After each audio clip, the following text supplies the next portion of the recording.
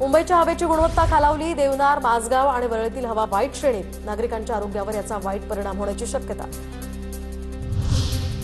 म्हाडाच्या कोकण मंडळातील घरांच्या स्वीकृतीसाठी 28 नोव्हेंबरपर्यंत मुदतवाढ। ऑक्टोबरमध्ये काढलेल्या सोडतीत आतापर्यंत 2176 अर्जदारांनी घरं स्वीकारली, तर 514 अर्जदारांनी अजूनही घरं न स्वीकारल्याची माहिती। सिडकोकडून पहिल्यांदाच प्रथम येणाऱ्यास प्राधान्य या तत्वावर घरं विकण्याचा निर्णय। पहिल्या टप्प्यात 4508 घरांची योजना जाहीर। यामध्ये तळोजा, द्रोणागिरी, घणसोली, खारघर आणि कळंबोलीसाठी ऑनलाईन अर्ज नोंदणी सुरू। मतदार याद्यांच्या विक्रीतनं पुणे महापालिकेला मिळाला 10,49,000 रुपयांचा महसूल। ऑनलाईन मतदार यादी डाऊनलोड करण्यात अडचणी येत असल्यामुळे इच्छुक उमेदवारांना मतदार यादीची प्रत मनपाकडून विकत घेण्याची वेळ।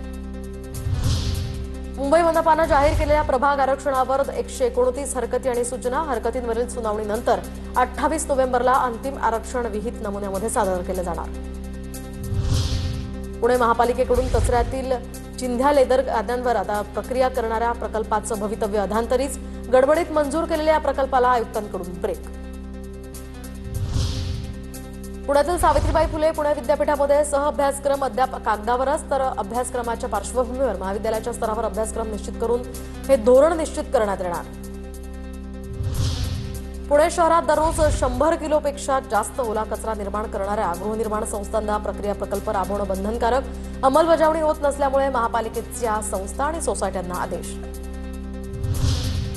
वस्त्रोद्योग सुद्धा सौर ऊर्जा प्रकल्पामध्ये तयार होणाऱ्या विजेवर चालवण्याचं सरकारचं नियोजन। याबाबतचा आराखडा राज्य सरकारकडून तयार केला जाणार।